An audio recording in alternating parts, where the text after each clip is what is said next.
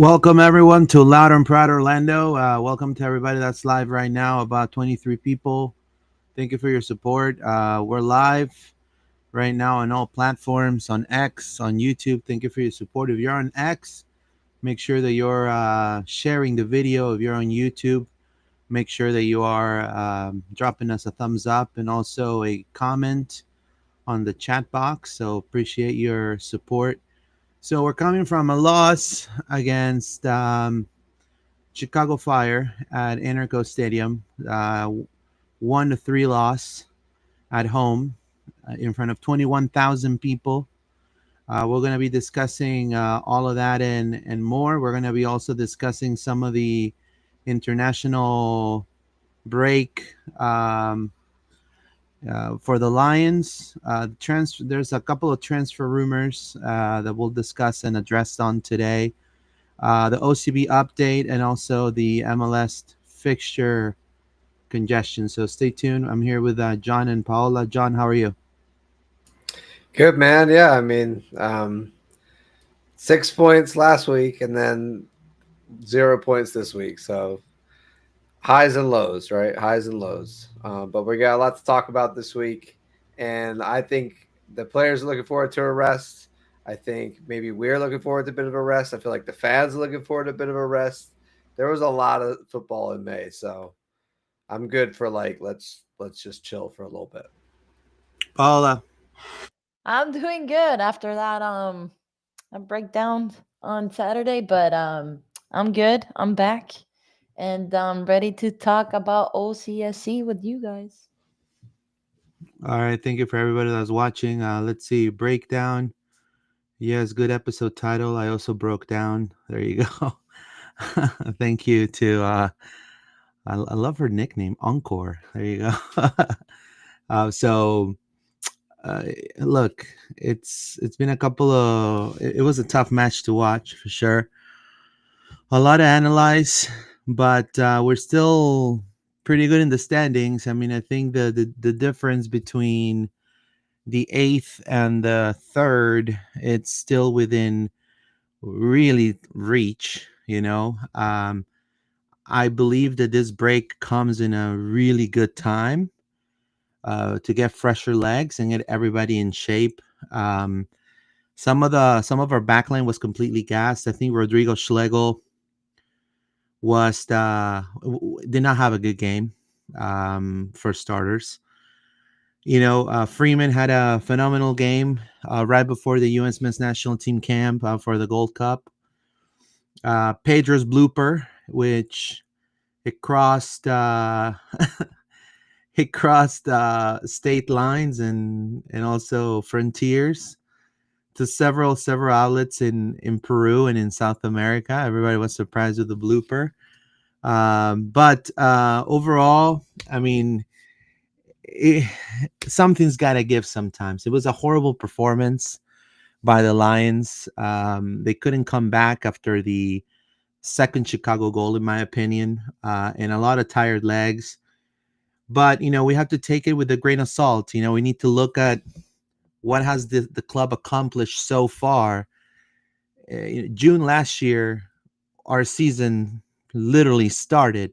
And we went in through this winning streak that got us into the top four teams in the league, essentially, right? One step closer to the Holy Grail, which is the MLS Cup. So right now, the form of the team is maybe not the best because of, lack of rotation, which we'll discuss with John in just a moment. Tired legs, but also I feel like, some of the players was a little bit of a communication breakdown between the attacking third and the back line. And I think it was due to fitness as well. So we'll discuss all of that. John, for starters, what were your expectations coming into this game and how did you leave? I saw a picture of you. You were pretty sad. You were like this. Yeah. I mean, I was expecting a W, man, but expecting a W from a positive point of view of hey, we can reset, but knowing that the players were going to have to dig deep one more time in the month to put out a performance that was complete, right? And the other thing that we were concerned about in the back of my mind was like, or it's going to be like the Atlanta game again, because they're just so tired that it doesn't matter. If we're playing a team like this, the mistakes this time came from our guys that played like every game, and that's the thing. Like, you got to Schlegel, Jansen, Gallese, like they've played pretty much every single minute almost of this entire run of May. Like, I think maybe there was a bit of the Open Cup, like in against the Rowdies, but outside of that, they played all the minutes. So there was always that suspicion of like, are we too tired to be able to do anything useful in this game? And then yeah, when Pedro opened it up with that Yeah. on save, it was like, oh, okay, it's gonna be one of those days. And again, we just couldn't really finish either in that first half, and it just, the writing was on the wall of like, I think we're just too mentally and physically exhausted to be able to play at the peak level that we have been playing earlier in the month. And it, for me, really shows that as tired legs produce less quality. And I think it was just a lack of quality again, similar to Atlanta. So a similar disappointing result again this week defensively. But that doesn't mean that we are a bad team at all. It just means we ended our good run in May with a couple bad results. Yeah, it seems like this particular game, the Lions did not strike first. I think that Pedro's fumble, I don't think, I think it cost, um, I think it kind of told the defense, hey, um, something's happening, and they're starting having some communications breakdowns from that goal. And then when the second goal came, it just seemed that they kind of, I wouldn't say gave up. It's just, you could see they were creating the chances, but that was that extra pass, or all these shooting. They did a lot of shooting in this game after the second half, but then they didn't convert any other chances. So lots of chances, only one conversion, which was Alex Freeman, which was a phenomenal goal, I do want to say.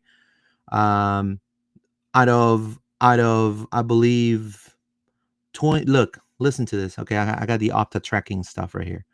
28 shots, 22 crosses, 13 corner kicks. Right? Even Manuel Perlman came out yelling. I heard him yelling. Two big chances according to Opta. So out of 28 shots, two crosses and 13 corner kicks, we got one goal and two big chances, which is pretty poor. Paula, what are your thoughts on what happened against Chicago Fire? I mean, you said it, and John said it too. I think after that first goal by mistake by Pedro, that usually you don't see Pedro doing this mistake.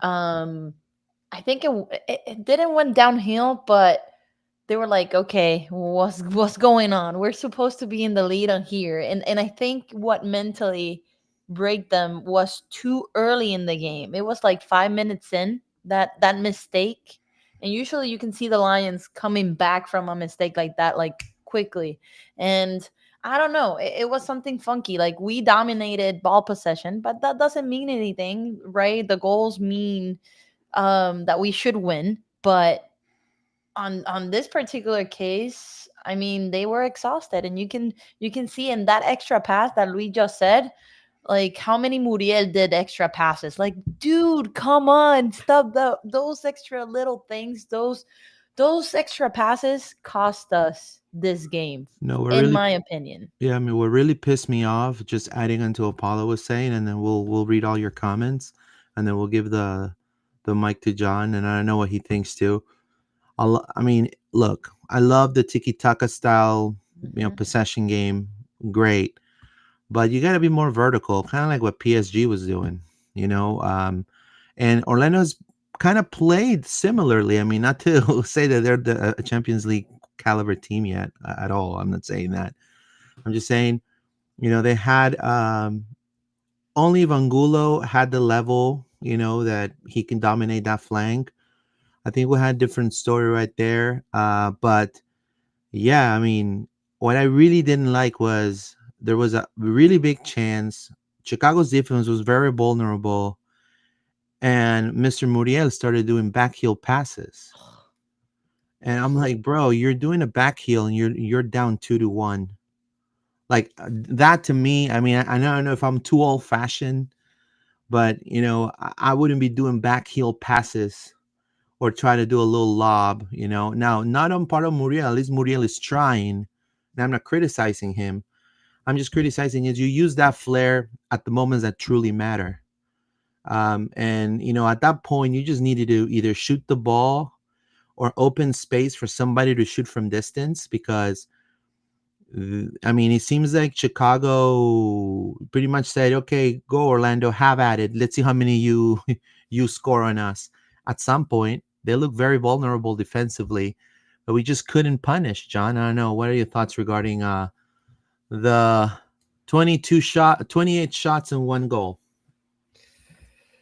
Yeah, I mean, it's just sort of those days when you watch us and we revert a little bit back to those mistakes we were making before, where it's too many touches or that lack of quality. And I also just feel like the ball didn't want to go in the net for us today. It was like one of those days where you're just between their goalkeeper and the amount of blocks, the overpassing, the shots, the lack of shots on target. I mean, you talked about how many shots there were. According to FootMob, is only 5 on target, Luis. I don't know what Opta is saying, but Yeah, no, that's you're that's right. that's one. You're talking 20% shot accuracy. That's really bad. That's just bad. Like that, and that for me again is yeah, you could be like, hey, they overpassed it, but we also didn't hit the target, or we just having shots from far away that were not really quality chances.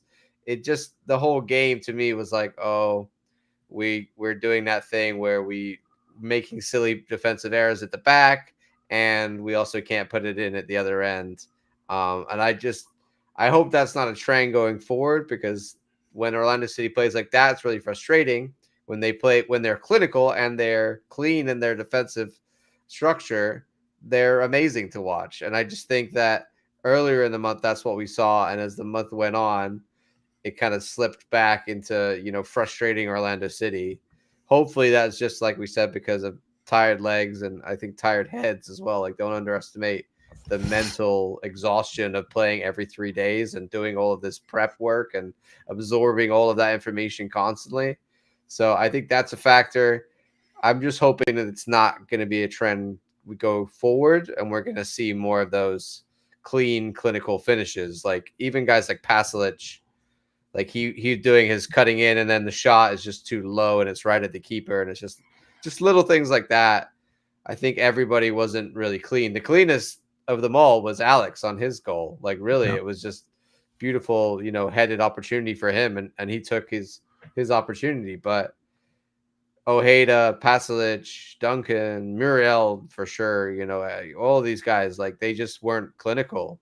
They just weren't clinical. And Chicago, clinical. Like Yeah. they came, and I think the thing is with Chicago is they know, Luis, They from have good when players we too when we up played front. them and we couldn't score against them when they had 10 men. Greg Mm-hmm. Berhalter immediately goes, oh, these guys can't break down a low block. So what did they do, which suits their game 100%? They go, we're going to come here and we're going to leave our 3 fast, strong attackers up front in Bamba, Zinckernagel, and Cuypers. We're going to sit low and block. We've got the likes of Jack Elliott and other good defenders back here. We'll hold you off until you make a mistake, and then we're going to hit you on the counter. And those 2 that happened in the first half, like Pedro's mistake, yes, was stupid, and it's gonna, it happens when goalkeepers make mistakes. It's always going to cost you a goal like that. But the other 2 that Jansen and Schlegel did back to back, that's really what killed us. That we could recover from Pedro's error early in the game, Mm-hmm. and we were gonna get a goal back. We were all over them, but that, like, it was not even 5 minutes. It was like 3 Right. minutes It was of 2 minutes, John. you 2 minutes. let them score, and you immediately just switch on, and we did not switch on, and they did it immediately back to back.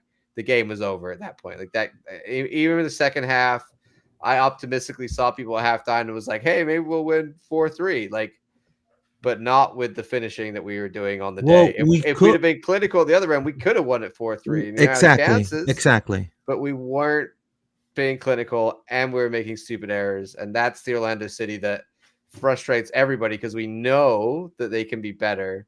So it What were was you one gonna of say, those Paula? games. No, that he was right. Like, and we could have won 4-3, but Brady was, I don't know, possessed, or the Oh, ball had a he's a juju. tremendous keeper. Right, man, he's U.S. national team for a Yeah, I reason. know. he's a great keeper. Chicago just churns out great keepers. To me, he's better than Celentano and the other dude. Yeah, like he's up there, I think, in MLS keepers right now. What were you saying, Paulo? No. And I think Brady, if I'm not mistaken, when he debuted for Chicago, he debuted here in Orlando, if I'm not mistaken, or he was a rookie. And I think we won that game. I don't remember what year it was. So he came here and he was like, oh, I'm not going to let this pass again. So he was like stopping every freaking ball. And I'm like, oh my God, Brady. So yeah, I think I'm with you, John. Like the ball didn't want to go into the net. That's our fault. That's not like we were out of the game mentally and physically. It was not our best performance. But a reminder: we played 9 games in total in all competitions in the month of May. 4 wins, 2 ties, 2 draws. Let me see. No, two draws. Yeah, 2 draws and 3 losses. Then this is counting the U.S. Open Cup. So it's been a roller coaster month, and hopefully after this international break, we come better and not with this rhythm that we finished the month. So Well, May is finally over. To everybody that doesn't know yet, that is June the 2nd. Uh, so this is the toughest month for Orlando City in this schedule. Like Paula was saying, the club played 9 games between May 3rd and May 31st. Obviously, not having Oscar Pareja, I don't think it made a difference. Be honest with you. I mean, Oscar was still watching the game. I mean, literally, I was right next to him. I didn't hug him though. I'll tell you that. I was really tempted. I was gonna come in, have a little Dr. Pepper, heading over some, hey, profe, and I was gonna say hug, and then he's like, I'm too busy, Lewis. Don't. That's kind of weird. So I walked away. No, just kidding. So Oscar was right there, literally watching as a fan, I believe, quote unquote, right? But definitely, Diego Torres literally just said, "Hey, I'm not going to rotate," and that to me, if we turn back time like Cher and we say, yeah, we maybe should have rotated in the Rowdies game, which we did. We maybe should have rotated in the Atlanta game. Right now saying this is really not going to make a much difference. It's just literally just using it for analysis. But yes, lack of legs made a huge difference. Because of what John said, I have the same assessment as he does. And I do feel that we're going to need the depth after the end of the season with probably a younger center back. And again, I'm not trying to pinpoint anything but I feel Orlando needs a 23, 26-year-old in its prime DP center back. And I know that there's not a lot of DP center backs. The league is not keen to do DP center backs, but I feel like maybe, and again, I bring it up one more time, somebody like Walker Zimmerman may want to explore Disney World. Somebody, UN's men's national caliber could want to be lured here. Club World Cup's coming up too, so there's going to be a lot of scouts watching a bunch of the games from all clubs of the MLS. That's what I've been told. So they're all going to be taking notes, see what players are kind of getting out of their contract in certain leagues. Also Hyundai from South Korea, or your Urawa Reds from Japan, those markets too. So but I feel like Orlando needs a little bit of a revolution down on the back line. I think it's starting with Alex Freeman, which to me is one of our best players that we have right now. And I do want to pinpoint. I want to give the mic to John as well and ask you a question, John. Freeman in this game, 40% of Orlando's attacks came through the right flank partnership between Pasalic and Freeman.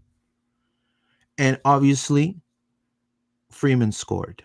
Now, how important is this kid becoming for Orlando City, John? I mean, it's amazing. He's like this is like this breath of fresh air that the academy has provided Orlando City, especially in defense and also now in offense, because defending is not only what he does well, he also attacks very well.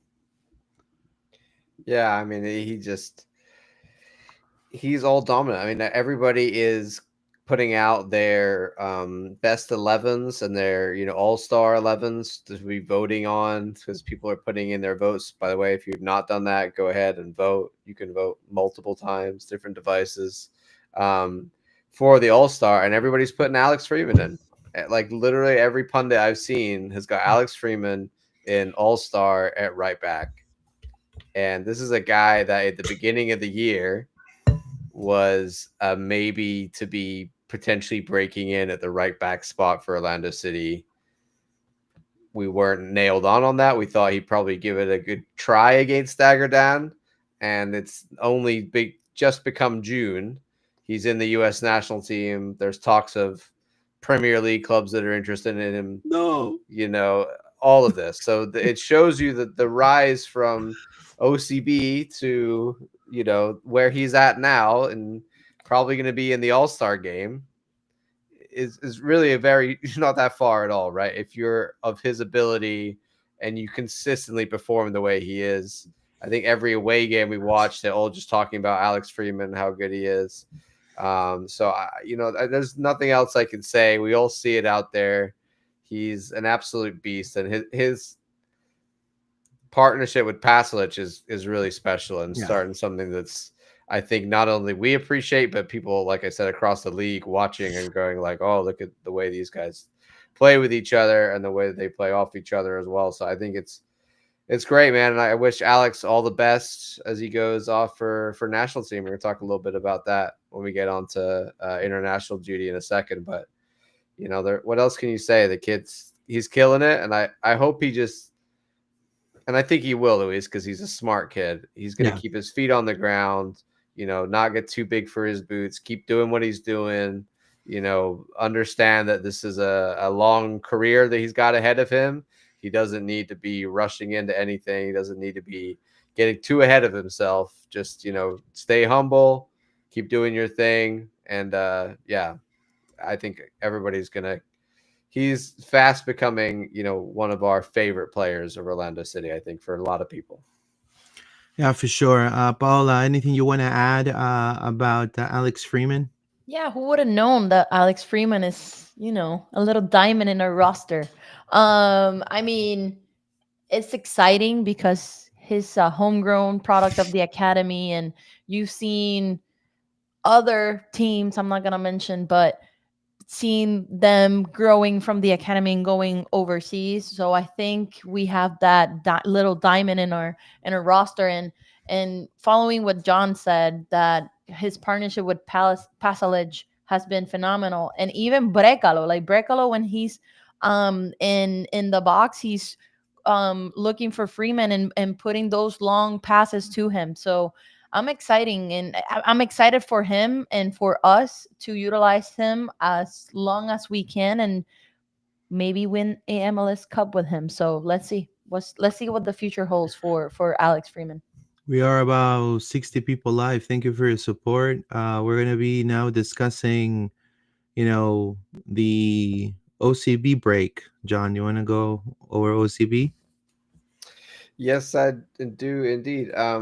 Before we do that, I want to say one last thing. I tweeted about this today, and it's something we talked about, Luis, before. Just that MLS really just, I don't know what they're doing with the schedule making.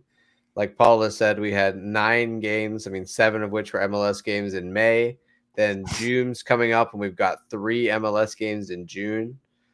It just seems very poorly organized. And for me, watching us this month and watching the lack of depth that we have and the inability for Oscar to change his back line, I just think he doesn't really believe necessary in the backup defenders that we have in the squad. And I think a lot of that is not necessarily their fault. I think it's more to do with the fact that MLS just doesn't have the right amount of money coming into it, Luis. Like we need more salary cap so that we can have better squads, so that we can play 2 games a week. And like, look at Vancouver in the Champions League. Like they played on a Wednesday, like their choice, whatever. But it just is not good, I believe, to have these squads playing so many games, but not really have the ability to build out the depth required. And if you look at the European Champions League and you look at the top teams around the world, they've got 1 and 2 in every position who's either a very good or like top quality player. So they're able to play, almost 2 teams week in, week out. And I just really feel like this month, not only was it like usually it's just the Champions League teams that are suffering from that in February and March, but this month it showed every single team in MLS. You got some crazy results out there, and a lot of that is because there's too many games. There's not enough ability to rotate your own squad. So I just really feel like we need to have more. If we're going to play this many games, we got to be able to have more players in the squad and more money to be able to play those players in the squad. There shouldn't be any MLS games during the Club World Cup. And also this, I agree with you, this should have been the year, instead of just putting a law for just the Club World Cup teams to sign more players, give a quasi law just for this year to say everybody can use $200,000 more above their budget or something like that, or $500,000 above their budget. You know what I mean? Because I totally agree with you. Now, I'm not saying that we don't believe in the academy, you know, but I do see what you say. The lack of rotation really kicked our ass. It really, really kicked our ass. And we have people like, we're going to be talking about OCB now, like Tahir Reed Brown that killed it. We're going to have people like Fabian Loyola that did phenomenal also against Chattanooga, that's coming back from injury. He actually was at the game. He actually was at the Orlando-Chicago game. I saw him right there, you know. He was watching the game. I'm like, why are you not like, for some fresher legs, man? We need you, bro. He's laughing. Either way, and I agree, and again, Orlando right now has also space for just maybe one player under 22. And that's another thing we're going to discuss later on. Paula, anything you want to add before we go to the next topic, the OCB topic? No, I'm good. All right. Make sure everybody's subscribing, dropping your comments, and thank you so much for your support. Chattanooga was the beast incarnate for a lot of teams in MLS Next Pro. But just like in wrestling, the beast was defeated. And I think Orlando City B was able to put an end to this team. 2-1, a wonderful result. John, you want to take out? Yeah, a great result last night for OCB down in Osceola Heritage Park, and the 2-1 win. The reason for this, Luis, is because, so you can see on the table here, if you mind putting that up for me, Chattanooga. I don't know how you say that well. I can't say it well at all. Chattanooga FC are top of the table here, and they have been on a pretty good run. OCB, we were down in 7th, I believe, before this game. And then that's put them up into 5th. They were on I don't want to say a losing streak, but obviously here, there was the 4-2 loss to the Rebels, and they lost to Chicago Fire by 5-1. That was pretty bad. They kind of came back against Inter Miami, and then they lost to Atlanta 3-0 last week. But yesterday, getting the 2-1 win, over Chattanooga with a great performance. It was a pretty tight game. And then right at the end, somebody gets that beautiful winner to get us to go. And that somebody was none other than, I can bring it up right here. I think we could put the videos, right? Yeah, we can put the video up as well. But I just want to point out Noah Levis. Oh, it didn't load his page. He doesn't even have a page. Noah Levis is literally his debut. He's not even really Yeah, he's signed the view. He's officially. a They had to huge, announce huge it prospect. today. But yes, we know he's in the U.S. Youth National Team setup. We know he was part of the GA Cup team that won as well. So Noah Levis coming in for his first ever game and then gets the winner in the 91st minute when there's only like 93. It was literally the last minute of the game to win against the top of the table. So a great night for OCB in front of what sounded like a really good crowd out there. So you'll have to see it. Shaq Mohammed with a great goal as well, Luis, if you've got the highlights. Yeah, I'm gonna put him on right We'll now. put them up. Give me one Yeah. second. But Yeah. overall, a very solid performance. Here's the lineup for OCB. Javier Otero in there. We also had Fabian Lola played a great game. Caraballo was in the mix. Some other names, some different guys. Again, like we always say with OCB, there's new people coming in. But let's look at the goals. Look, the size of Tahir Reed Brown, bro. He's as tall as Alex, if not Man, taller, I think. that kid. I mean, why are you feeding this kid, man? That's the next Alex Crazy. Freeman. I think he's taller actually than Alex, Yeah. but yeah, they're built the same. Yeah, so Caraballo. Let me check. I can check. Yeah, so let me see if I can find the first goal. Oh, there you go. There you go. So look, now this is a really bad mistake, and OCB capitalizes right away. Right here, look. He's like, okay. Back pass to the left back. Oh, horrible. Fabian with the pass, and then boom. Number 23. No problem for Shaq Mohammed. Shaq I think that's Mohammed. 7 on the season for him, I believe. As a striker. Remember what was his position when he first started? He's winger, right? A costly misplay at the back. Just a complete lapse.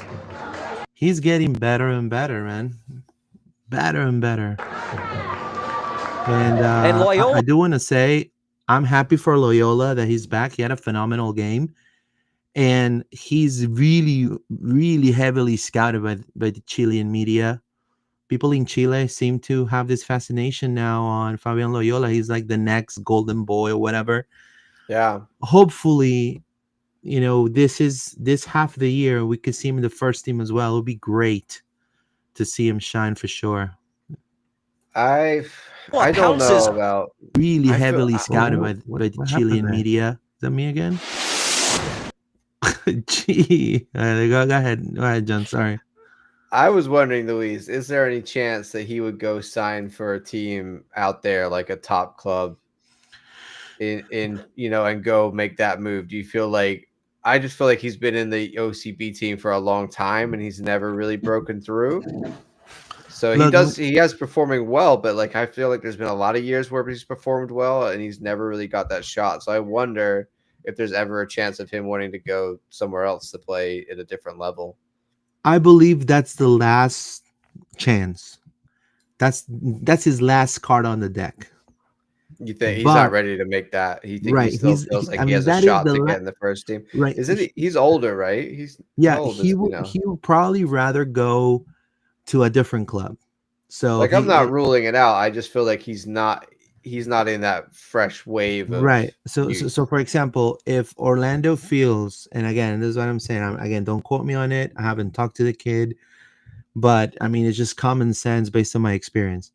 If this kid feels, oh, I only had this, I'm back from injury, and I'm not being heavily used, he's gonna, just like LeBron James, back his back and look for, take his talent somewhere else.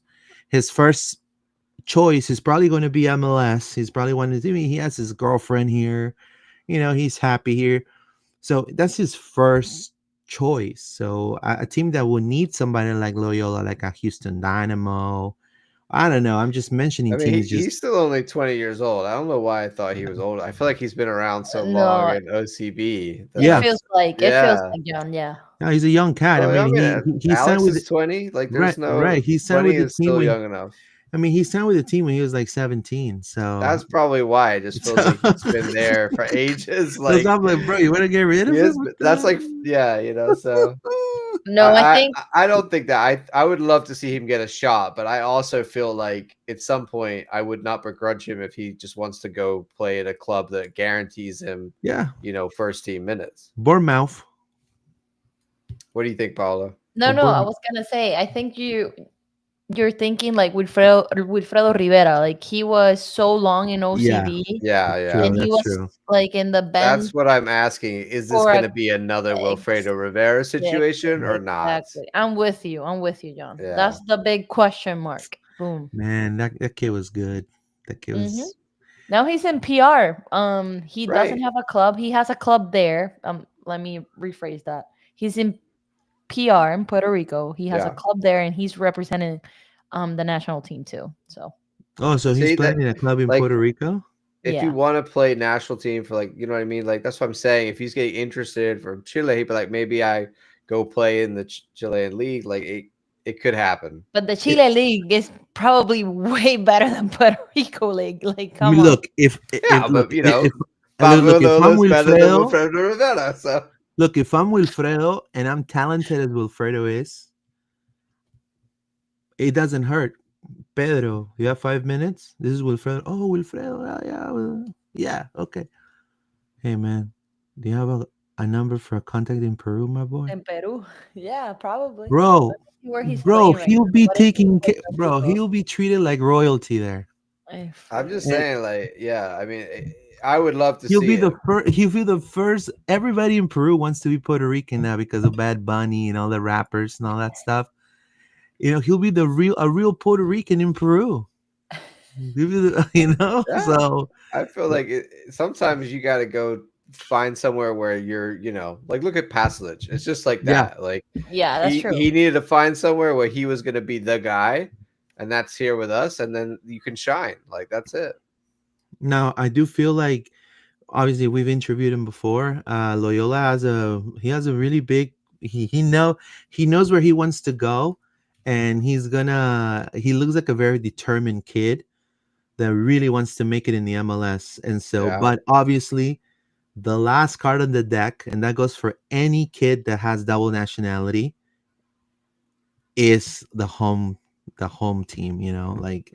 I'm sure if he goes to Chile right now and says, hey, I'm a free agent, there's going to be definitely a lot of suitors over there in Chile. Well, he played a really good game in this one, Luis, I gotta say. Phenomenal game. Yeah, I mean, he's a really good player. Watson. I mean, he's being considered by the he's not considered for this camp, but Chile is eliminated from the World Cup already, so they're going to be playing with a lot of youth the next upcoming games, and if he gets minutes, Gareca is going to call him up. That's a tremendous goal right there. That was a nice goal by the Chattanooga player. Yeah, John scored.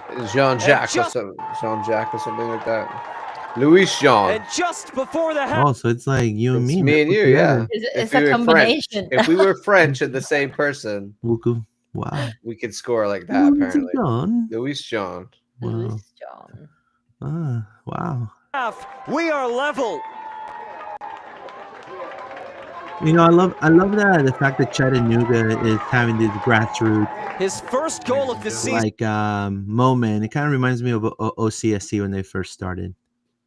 Like, fans are supporting. Soccer fans in Chattanooga are like, oh, let's go see Chattanooga FC, because they're not like they're not like OCB. They're an actual club. Comes in grand fashion. Damn, golazo.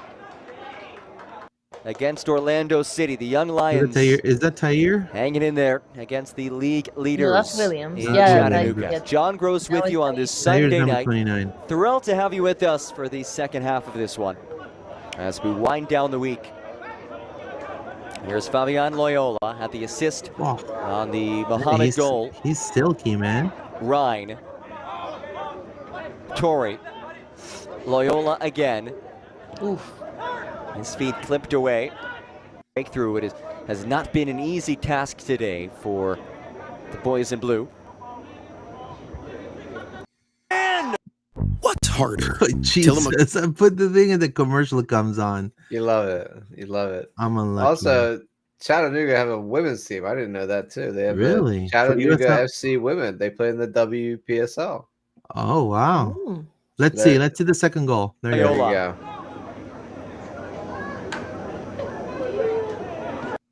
Muhammad, Loyola, gorgeous combination. Loyola turns away, still in play, and that's in. Noah Levis. Wow, that's look, I feel bad for the keeper, man.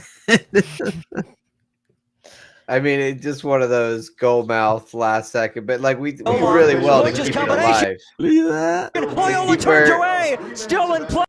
And then, but who is it who runs in? Is it I think it was Rain. Is it Rain who came on at that point? Yeah. Someone whoever that is that keeps it in. It was the Carvalho. Noah Levis. It's his first goal, Yeah. and it might just be the winner.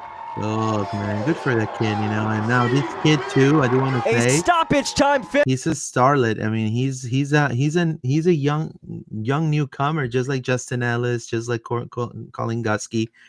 This kid's gonna make the news, and even better, John, he's young money, baby. Young money. He's young money. Is he? Is he under Dennis? Yeah, Chin? under Dennis Chin. I didn't man. know he was one of Dennis. I saw Dennis. Yeah, Chin has an eye, man. Chin has an eye for that. Dennis was at the Chicago game, so I saw him there. I did not realize that this is one of his kids. Indeed. Nice. Well, that's always good to see, man. I mean, we love to see it. Another OCB starlet coming up.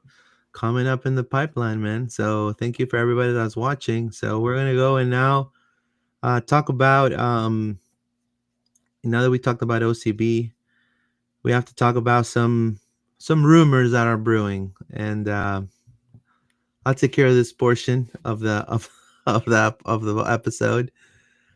So there's this tweet or X post, I believe, that is saying that there is a possible Peruvian player coming to the MLS and coming to Orlando City. Orlando City is gonna the scouting team of Orlando City is gonna travel to Peru in the middle of the season. They're gonna go and watch the Peru-Ecuador game, right on the verge of Father's Day. Highly doubt it, but I'll say why this is false, and I'm gonna say the reason why. The reason why this is false is because the guy who put this tweet first, which is a colleague of mine, which I want to give a kudos, his name is Gustavo Peralta. He's a really important, he's like a Tom Bogert of Peru. Okay, so he's a very reputable journalist. He puts here really blunt. There is a club from abroad that is looking for Cesar Inga, which is a really good left back. Is one of the up and comings. He's 23 years old. There's no offers yet.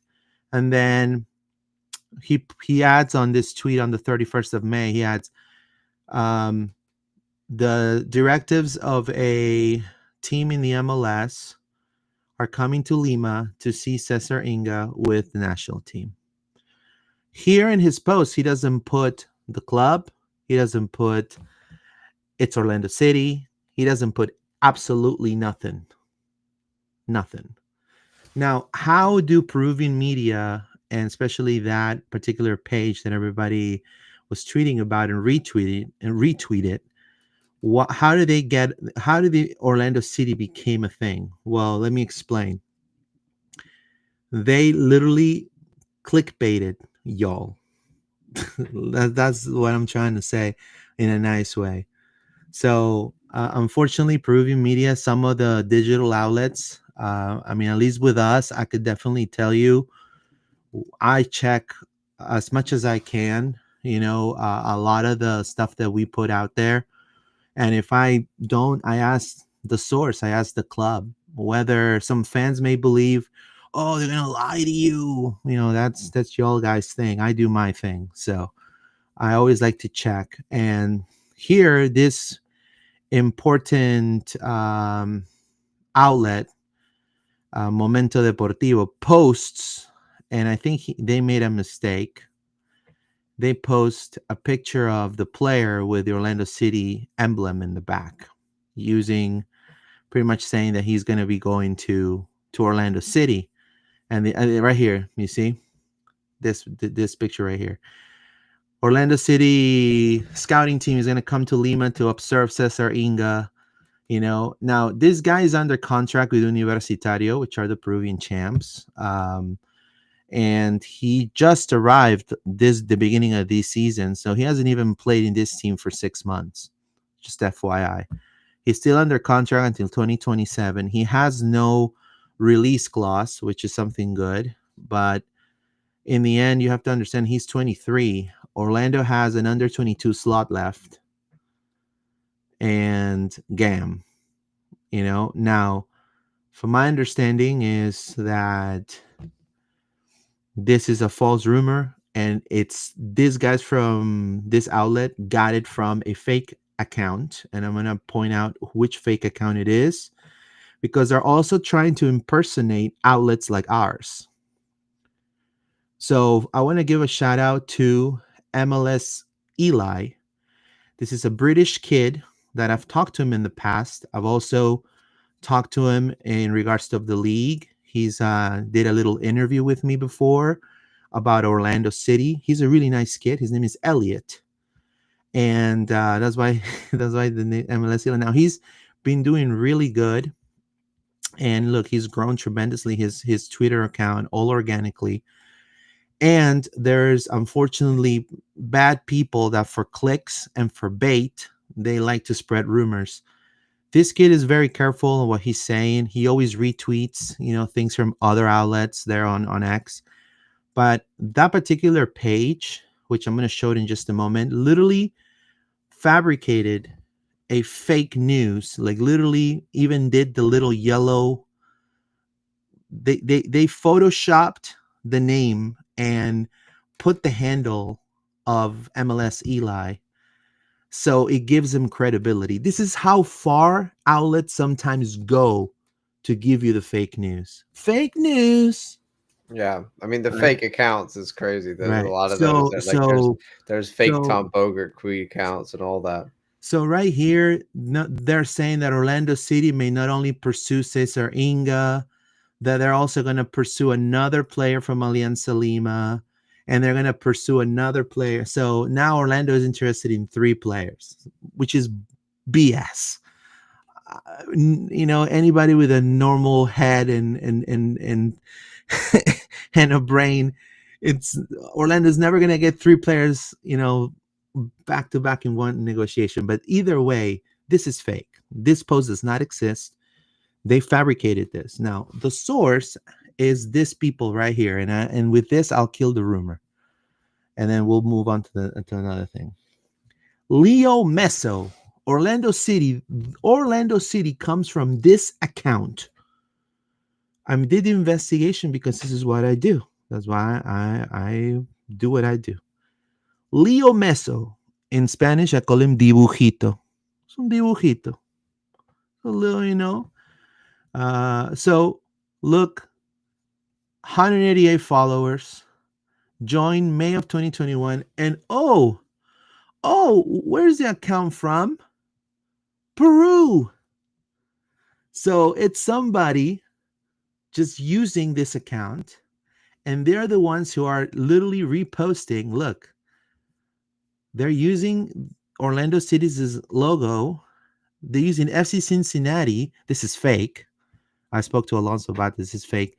Look, they're doing, That's you know, bad AI. yeah, look, MLS at present at Commonwealth qualifiers, and they retweet the same thing. Just so people, because they think, oh, Orlando fans are going to retweet me, Peru fans are going to retweet me, so I'm going to, so this is fake. Look, they go, as we previously reported, Orlando City SC scouting team will be present at Peru qualifying matches, blah, blah, blah, blah, blah. So they're going to travel to Colombia, and then they're going to travel to Lima. That's fake. It's almost a done deal. So 188 subs, creating fake posts to kind of tarnish a fellow MLS, a kid that loves the MLS, that likes to talk about the MLS from the UK. It's not right. It's BS. It's fake news.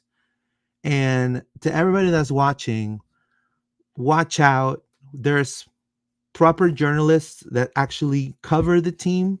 And if it's not coming from them, more than likely, it's not real. So, and you guys feel free to email me or message me anytime. I'm open. But it sucks that even in Peru, they use this for bait and clicks and things like that.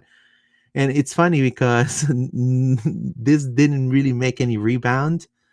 It didn't get a lot of retweets from the United States. It got more retweets from Peru. And so I spoke to Alonso today, and they've called him back to back. And he had to, let them know. Now, I've done my due diligence also, and I'll end with this.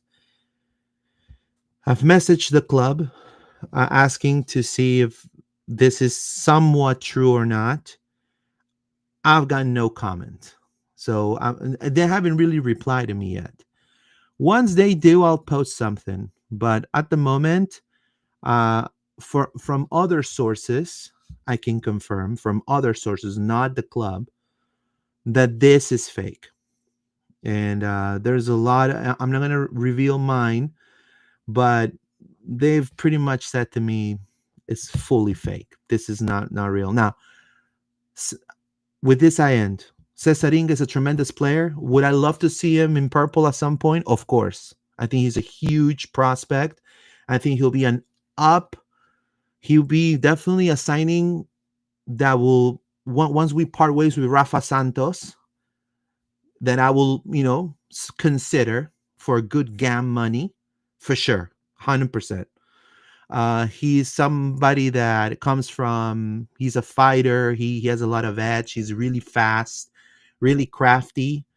He loves those lob passes. His crosses are really good too. So it will fit very well, but I don't see him in Orlando City. Now, that doesn't mean that there may be other MLS teams that may be interested. Maybe teams that are playing the Club World Cup, that maybe they are targeting him. Or this could also be something that his group, his representative might have used to kind of stir the pot as well. And it's well known that for some of the agents to do this. So, but it's fake. Do not believe it. I don't. Unfortunately, Inga's not coming. But yeah, that's it. That's it with that. Any questions? Anything you want to add there, John, about the fake news? Fake news. No, man. Just it's as expected, not true. What about you, Paula? I mean, there's nothing else to say unless we sell Rafa Santos, but I wish. But right now we're good, like we are in our roster. So yeah. So we'll move on. Now I think we have one more thing to discuss. I believe is the International Lions, John. So yes, indeedy, we got so many call-ups right now. Exactly. Alex Freeman, of course, we talked about Phenomenal. him and his first call-up. He will be playing Saturday, potentially at 3:30 versus Turkey, or next Tuesday on June 10th at 8 p.m. against Switzerland. So you might end up seeing Shaqiri versus Alex Freeman. It could happen. We could happen. You imagine he retires But him? I'll pay for yeah, that. I would feel like whenever you have these 2-game call ups, if you don't get any minutes in that would be rare. I think he will hopefully start one of these games, but definitely come off the bench in one of them for sure at a minimum. So excited to see Alex come out on the field wearing red, white, and blue. Luis Pedro, you want to tell us about him and what he's been going to get up to this next couple games for him? Well, Pedro Gallese plays June 6th at 4:30 p.m. Eastern against Colombia. Colombia versus Peru. And June 10th, Tuesday at 9:30 p.m. Eastern, Peru versus Ecuador. Now, I could tell you it's a must-win for Peru if their aspirations for the World Cup. If Peru loses one of those games, they're out. So they must win. They both. gotta win both games because they gotta get 6 points, or either they get 6 points, or then they have to win everything after that. So everything after that has to be W's, and they're gonna be playing against Uruguay, Paraguay that comes really good right now. They're playing tremendous soccer. So these 2 games coming up here are do or die. They gotta win. And they're tough. They're tough opponents. So I Now, think with Ecuador they can win, right, Luis? Or correct me if I'm wrong. it's kind of like, I mean, right now Ecuador, in my opinion, I mean, William Pache just won the Champions League with PSG. I think Ecuador is they're a better team on paper, but again, soccer, it's, you never know. It's crazy. Yep, that's true. Sometimes a smaller team can, so Orlando, I mean, Peru needs to win 6 points, do No or matter die, what. do Yep. or die. In Colombia, the good thing is Colombia has a lot of injuries. I think Quintero is not going to play, and I believe a couple of other ones, but they're still a really stacked squad national team. And when it comes to Ecuador, they're all coming fresh. Moy Caicedo is going to be there. They in the Ecuador side, they treat this game against Peru as a clásico for them. For us, not so much. We feel that we more like brotherly countries, but they hate us. So they're gonna play as if it was a final, and that's a problem. Now we'll see what happens. If Peru wins, obviously I'll be ecstatic and I'll be, oh, we're back to live, be like, I'll be singing the Evanescence songs, Bring Me to Life, in the next episode if that happens. 6 points. Are you gonna paint your face with the Peruvian flag? No, that'd be too much. No, that'd be too much. But honestly, yeah, 6 points must win. So, and then John, we have David Brekalo.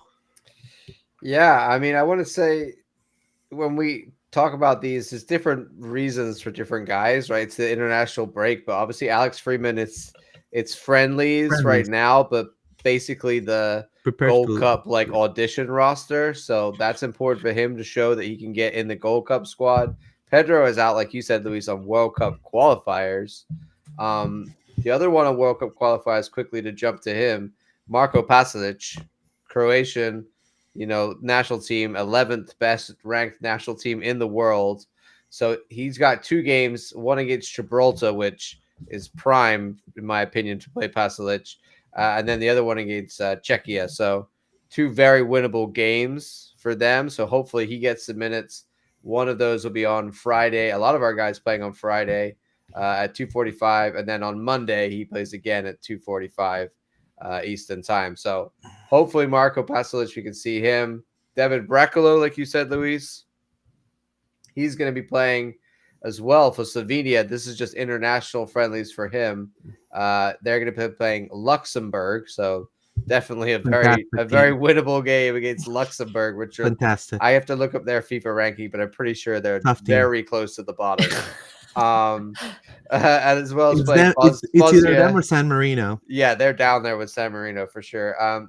They're also playing Bosnia Herzegovina, which is definitely a better team. Not necessarily better than Slovenia, but more on their level, closer to their ability.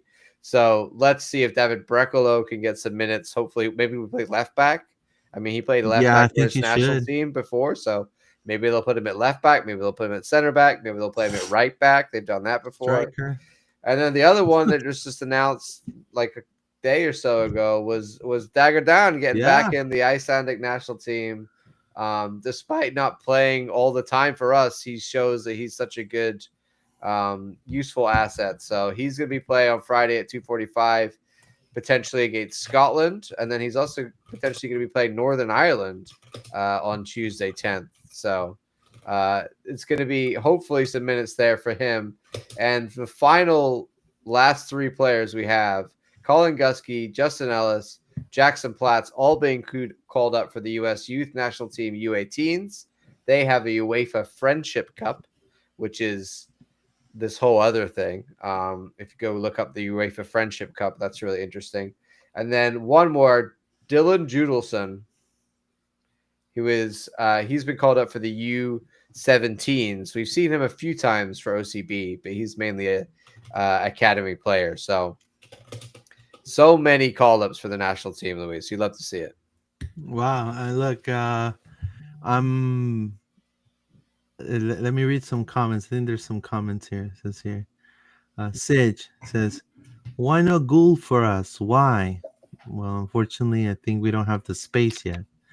Why we need? I saw Coach at the game. That's right. Me too, man. If you see him, I saw him too. Anything. Some fans will be happy for a game. Of course, fans will be happy for the win for sure.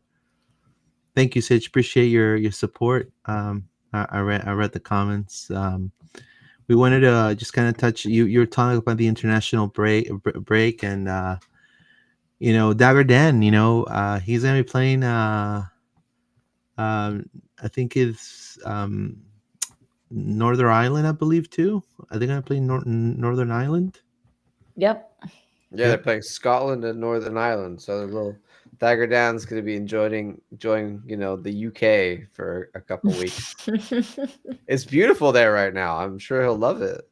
Oh, it's beautiful. It's not raining right now. He can go where his ancestors invaded UK and go look at that. If he wants to go see where the Vikings invaded, that's good historical, facts. I'm sure Dagger is. I don't know if he's ever been to the UK, but he probably likes it. A funny thing, in fact, last night I was watching How to Train Your Dragon, so all the Vikings things. Wait, is that Is that what you went to go see? Or sorry? No, that was Lilo and Stitch. Not yet. I was gotta watching, go see the new live action. Yeah. That's why we were watching the cartoon one, because we want to see the. Also, you got to go to Epic and go see it IRL. Oh, I already went. Yeah, I already went. Yeah. Oh yeah.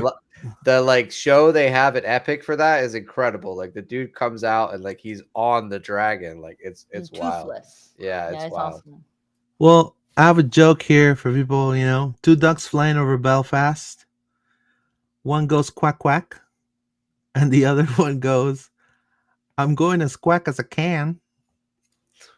What is this material? That's Northern Ireland. That's a Northern Ireland joke, man. Is it? I've never heard. I've never heard that. Two ducks flying over Belfast.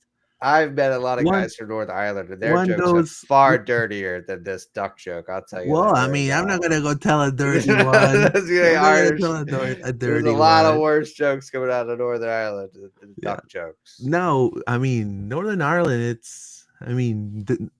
That's another thing. Time magazine named them the Belfast accent for men, the sexiest. Wow. I don't know. I can see that. Yeah, the Northern Ireland. Yeah. What about the women though? It's pretty good, even for women too. I'm fully on board. Really? Yeah, for sure. I like the Galway accent, but that's the other side. That's the other. That's the Republic of Ireland. The Republic of Ireland. Next week, Luis, we will be back to be able to talk about all of these games that have happened on Saturday. Obviously, the games on Tuesday won't have happened yet, but hopefully we'll be able to talk about some of these guys and how they've done in their national team games. Yeah, hopefully with Pedro Gallese still having Peru dangling, with life or or at least in life support, hopefully with a lot of W's for the Orlando City, maybe them becoming, um, important. Hopefully with a good news that Alex Freeman scored in a friendly and is going into the Gold Cup. Hopefully, now I am just surprised with the stamina because you have to understand Freeman is not taking a break. No. Yeah. Yeah, like literally, Freeman is one of our best players that is not taking a break. So we'll see. We'll see how he goes. It says need coach back at the game for next game. Yeah, he'll be back. He won't be suspended. And I was told he's not gonna get another red card anymore. Woohoo. I mean, we've got all of this week and all of next week You want to put the until standings real quick? yeah, I can put the standings. We then obviously play our next game is gonna be against the Colorado Rapids away on the 14th. So here's the Eastern Conference table at the moment. I'm gonna make it a little bit bigger.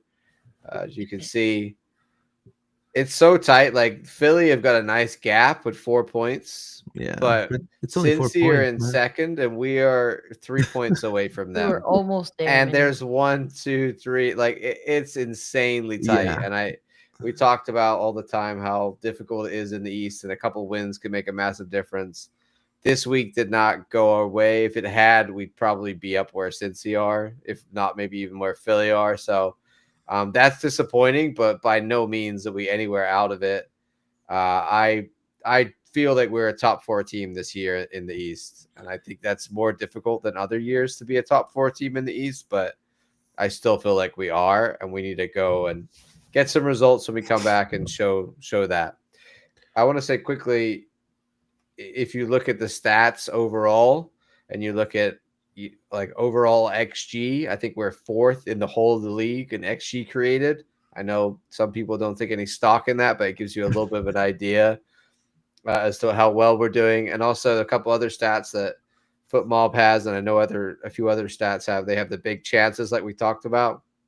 We are number 1 in big chances missed, and we are number 3 in big chances created. So I think it shows that we are creating a lot. We're not always scoring those. And like we said, if we can have more games where we're just clinical, then we can be up at the top of the table. But we've got to also have the defensive, work behind it as well. Yeah. I look at on the glass half full. I mean, I think if we were nowhere near where we are right now last year. For sure. So I see this as an improvement, 110%. And that's what Prophet Torres was talking about in the post-press conference. So Inter just won. Nashville, I think they're a very consistent, very good team. Columbus as well. Cincy with Evander and Philly. I mean, they've been the surprise of the whole East, in my opinion. I didn't see Philly having this amazing season at all this year. I think in our predictions, we had Philly like not doing so swell. Mm-hmm. But also New England started pretty hot, and look at it now. New England started pretty hot. Atlanta, 40 million in signings, and look where they are now. So yeah, it's gonna get better, guys. So keep the faith. I do want to add, if any of those 4 teams that John just mentioned would have played against Cruz Azul, MLS would have won. Just saying. We are here in XG table. We are 4th with the likes of Philly, Nashville, San Jose, San Diego, very good attacking teams this year in the league. The other one I wanted to show you, I can't find it now, but I can see it here. Yeah, here we go. So you can see big chances. Oh, man. San Jose lead with 62. We are second with 57. And big chances missed. We are number 1 with 41 big We don't want chances to be missed. number one on that one. And also look at this. Nashville are way up here in all of this. So like the Open Cup, like a little bit 3-2 to loss to Nashville doesn't hurt nearly as much, in my opinion, as the 3-1 to Chicago. So how far with accurate passes per match? Accurate passes per match. Let's see where we're at. Oh, we're not we're not top 10 on that one. We're not top 20 either.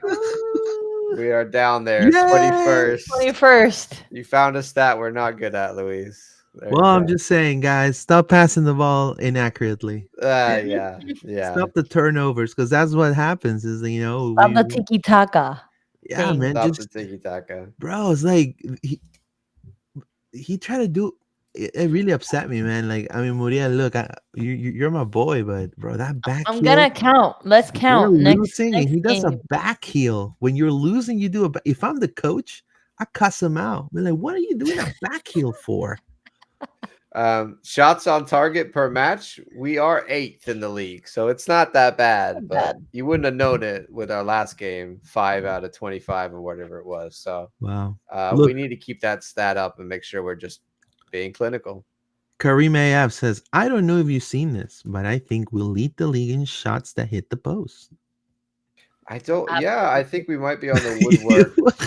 Hold on. Woodwork is on here too. That shot from Pasalic. And I think we were pretty close on that. And Muriel almost had that. Oh, yeah, Muriel had one too. I was so pissed, man. Like, it's not here. We are also up here on red cards. Oh my god! In red cards. Look at that. I don't know if it has it on this one. I think it was on SofaScore. They had I'll try and find it real quick. Yeah, the Woodwork stats. I mean, if Muriel would have banged that goal, Luis, he would have, erased from my head the tiki taka back heel pass and all that stuff. Yeah, but it didn't went in. So. I just feel like also Atuesta was afraid of shooting. Mm-hmm. Here's what Kareem is referring to. Thank you, Kareem. You're the real MVP, my friend. Hit Woodwork on SofaScore. Orlando City 14, top of the league. Come on, in front of the next nearest, which was Nashville and New York City with 9.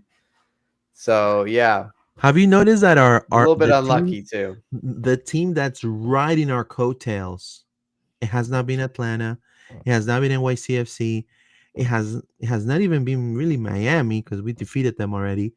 It's been Nashville. It's Nashville, yeah. And Nashville are I like Johnny Cash high up in a lot of these categories, man. They're having a very good season so far. Very good seasons, a really good franchise. I have mad respect for Nashville. I love Johnny Cash. But I'm telling you, like, they're right there in our coattails. We need to on the other next half of the season, when they come back from the break, we need to start winning and to step up and be have the consistency that we had in the beginning of the month. That's what I'm gonna say. Well, we have the Pride Pod coming up next in the next few minutes. Stick around. There's going to be the link is going to show up right here. You just can click there and just kind of wait for us. It's going to take us a couple minutes to get there.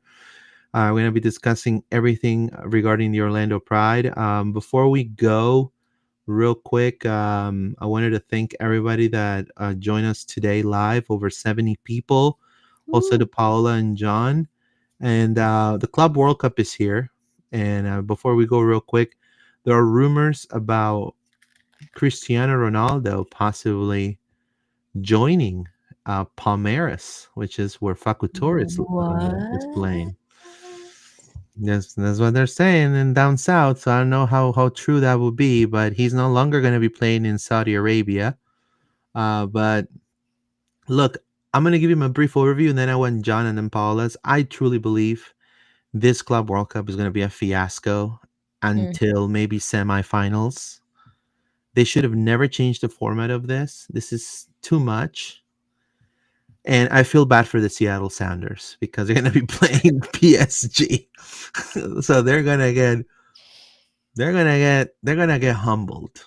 John, anything you want to say about the Club World Cup? Are you excited to see Mamelodi Sundowns? No. I I want to say it's awesome what the Seattle players did coming out with those Yeah. T-shirts on. That was Love it. basically just saying what we all know is just one giant, massive cash grab. 110%. So, you know what makes me so mad is I was looking at the tickets to get so you could get World Cup, tickets. Literally, I was like, the only reason I would buy the FIFA Club World Cup package just to get the ability to buy a World Cup ticket, and I'm genuinely considering that. It just shows you how bad FIFA is. The fact that they're trying to get you to, they know you want to watch the World Cup so bad that they'll make you buy tickets to this just for the opportunity of being able to go to the World Cup. It's not a thing that anybody cared about until they put a bunch of money into it. I don't think the fans are going to turn up as well as they think they are. I think any of these fans of European teams, South American teams, yes, they're going to come. The Mexican teams will do really well, but there's going to be a lot of these games where Empty. it's just not going to be Crickets. It's not going to be appealing. And yeah, I think the whole thing is, it's FIFA, man. It makes me sad. It is what it is. But I just want to watch some teams in the World Cup. If I have to buy a Club World Cup package in order to do that, maybe that's what I'll do. But the whole thing depresses me so much that I don't want to give them my money at all. So, go ahead, Luis. Go ahead, Paula. Go ahead. No, I was gonna ask John. They're not selling one ticket. You have to buy them all. They have these like packages where you spend like a lot of money basically, and you get multiple tickets to Club World Cup. Like they're all selling out. I think there's some like Atlanta ones left that I was looking at. It's like $600 or so, and you get a bunch of tickets for some games in Atlanta for the Club World Cup, which I think potentially Real Madrid would play there, and Steph's a Real Madrid fan, so maybe. But all of that really just I would be doing to get the ability to then be able to buy World Cup tickets, which is such a good husband, which is crazy. It's a crazy amount of money, but I really want to see a World Cup game. I don't care about the Club World Cup. Nobody does. But I think it just shows that, they will do anything, and they'll say, hey, we got a tournament that's not selling, so we'll make people buy tickets for that by selling them something that they actually want, which is a World Cup ticket. Life was so much simpler when it was the best of Asia, the best of Africa, the best of Europe, the best of South America, and the best of North America. 5 teams. That's all you needed. You put it in. If it was in the U.S., you put him to play New York or Washington. And you just make it. All the teams play in one spot. It's also just so last minute everything they do for this, so it just screams like we don't like.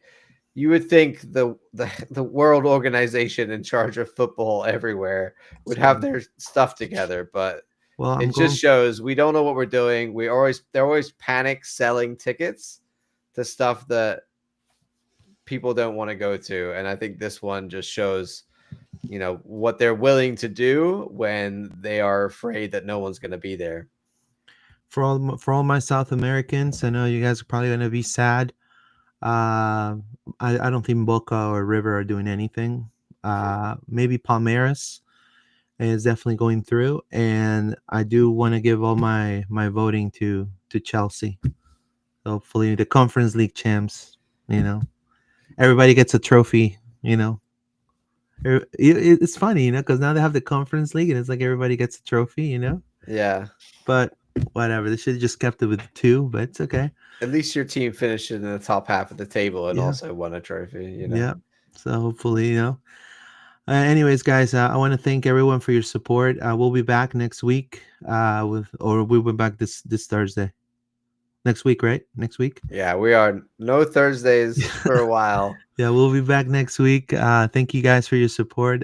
Stay tuned for all of our news and also updates on what was talked about today. Thank you to Paula and to John, and we'll see you guys on the Pride Pod. It's going to be coming up next. Thank you guys. Have a wonderful day. Vamos Orlando. Vamos Orlando. Have a good one.